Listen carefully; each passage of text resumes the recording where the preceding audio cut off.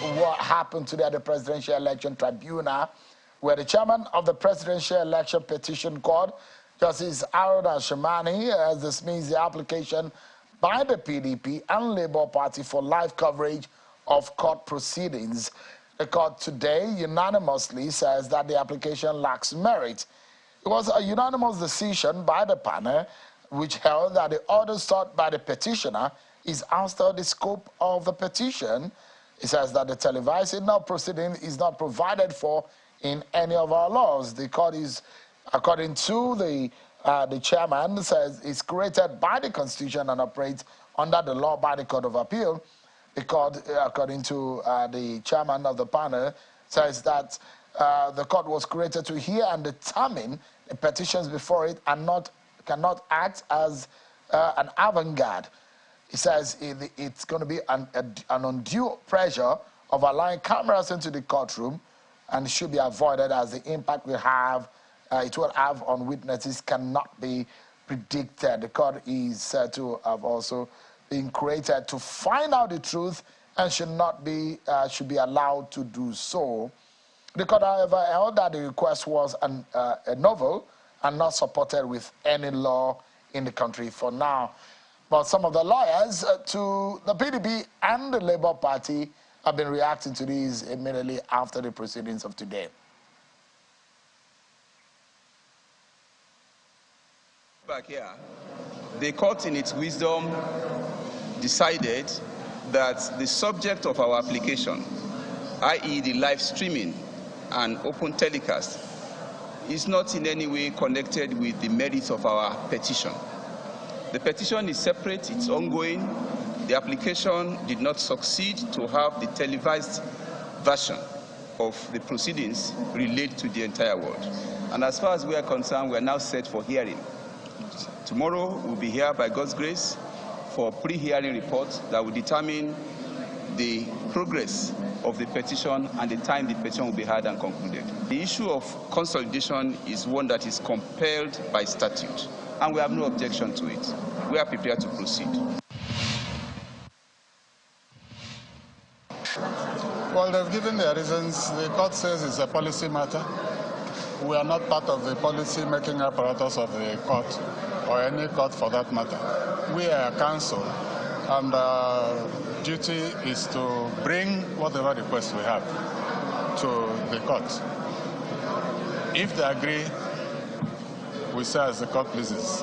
If they disagree, we still say as the court pleases. So that's the position. They have disagreed, and we are moving on. Those are the positions of some of the lawyers. One was Hayita Ojagada, and the other lawyer, who is representing the PDP, and the other lawyer represented the Labour Party. But what are the implications of the position of the appeal court, or the Presidential Election Tribunal court, on this matter?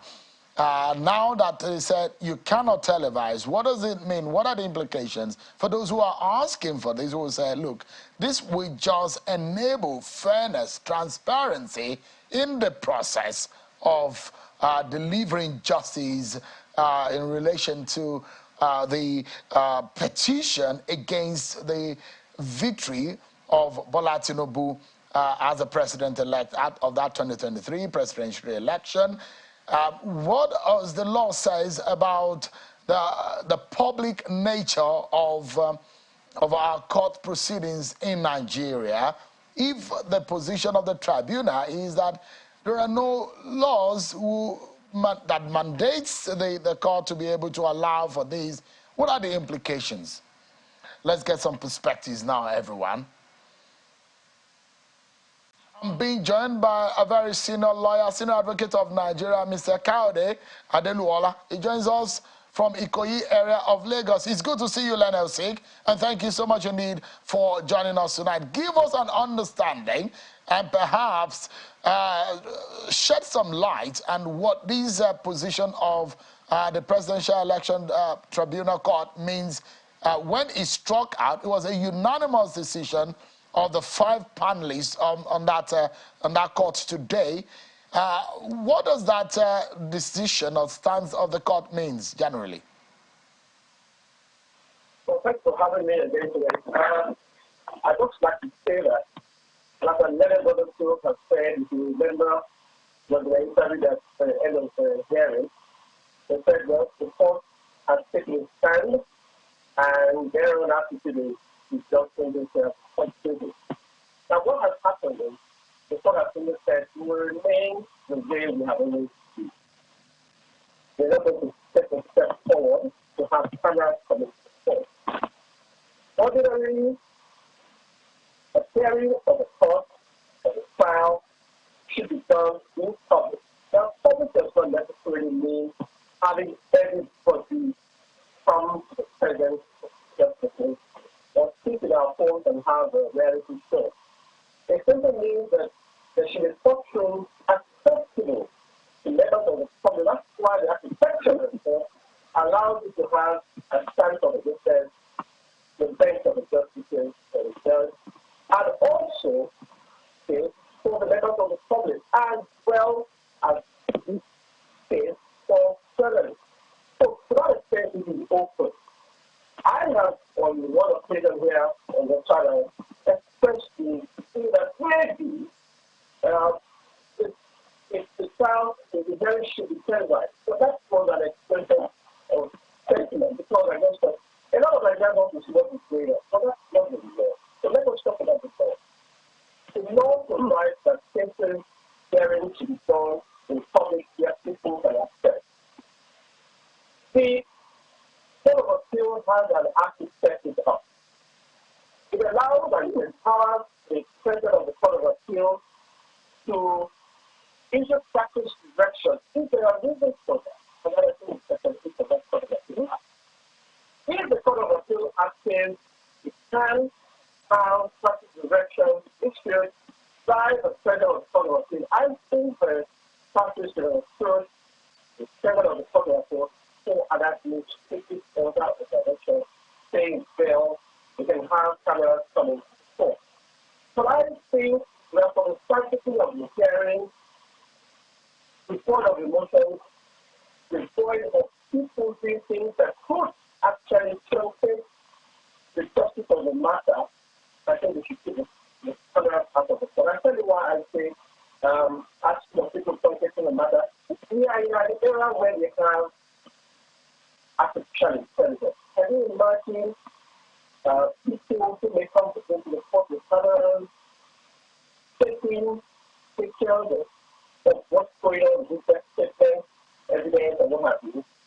And then the following one is finding on social media is perfect. It's a good amount of scale. Let us have a hearing done properly before the court. Let us have the witnesses also give evidence without being coerced and without being without taking any harm to them. And let us have settled afterwards.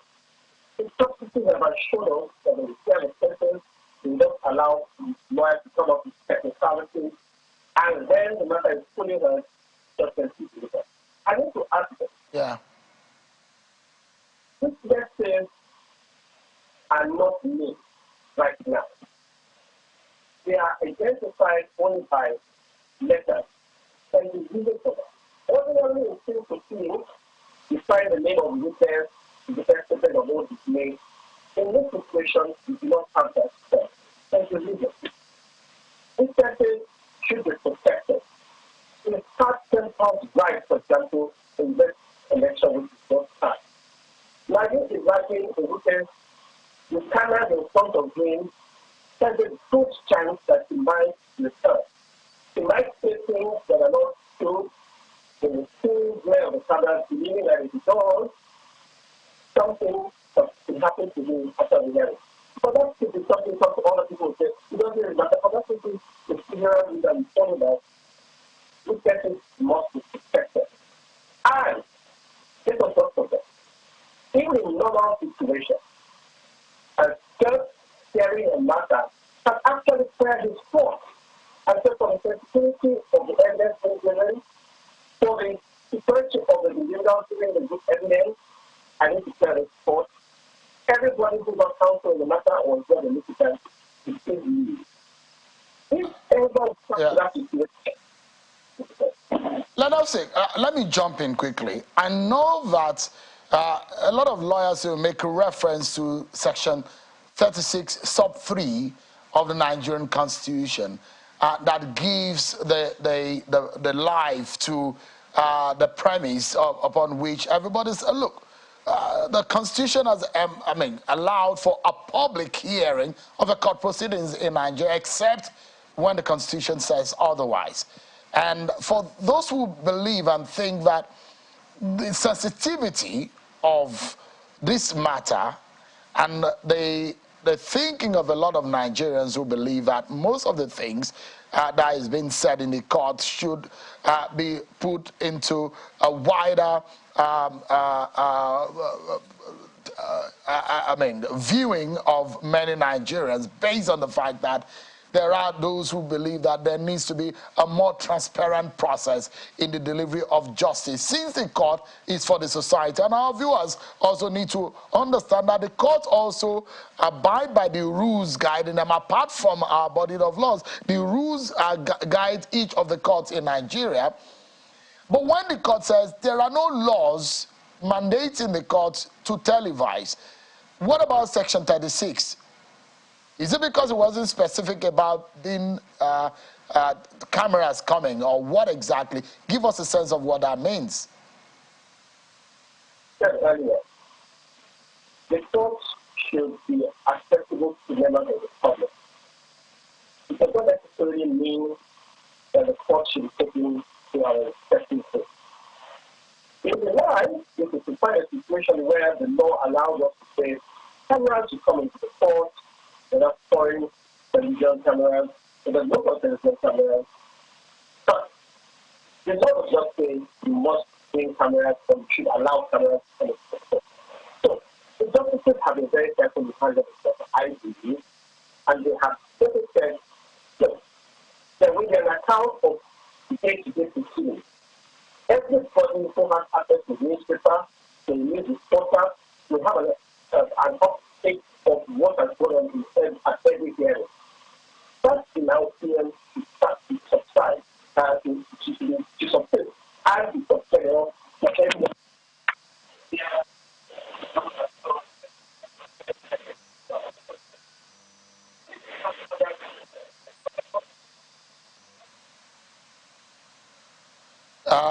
Senior Advocate, there seems to be some, maybe you touched something and your audio had since been disrupted. We may not be able to, we cannot hear you clearly as we were hearing you earlier.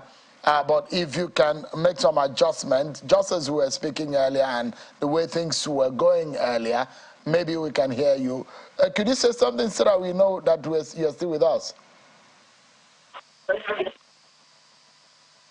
Fundamentally is wrong with your audio there. We can hear you. I mean, it's not very clear.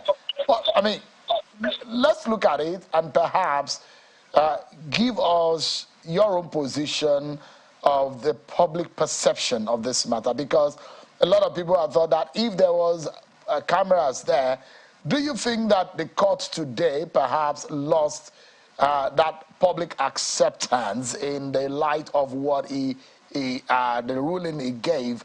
Do you think anything whatsoever had been lost in the ruling of today?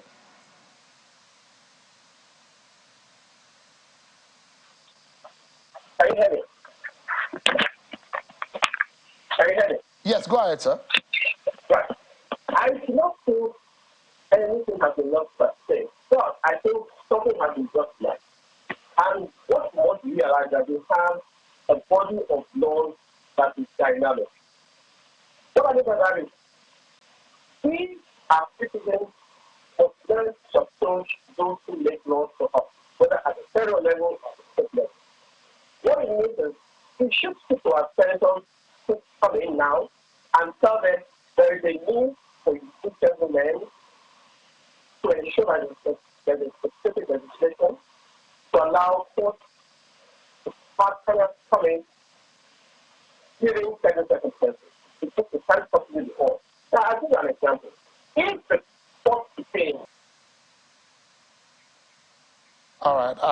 we seem to have lost audio with the Lionel sick there. So trying to give us perspectives on the implication of the ruling of courts today, that the courts today dismissed the application of the PDP and Labour Party asking for a live telecast of the proceedings. Mr. Kayode Adeluola is a senior advocate of Nigeria and is speaking with us from Ikoyi area of Lagos. Thank you so much indeed for your time tonight. Well, that's our show for today, everyone. Many thanks for watching. I'm Sean Kimale. Bye-bye.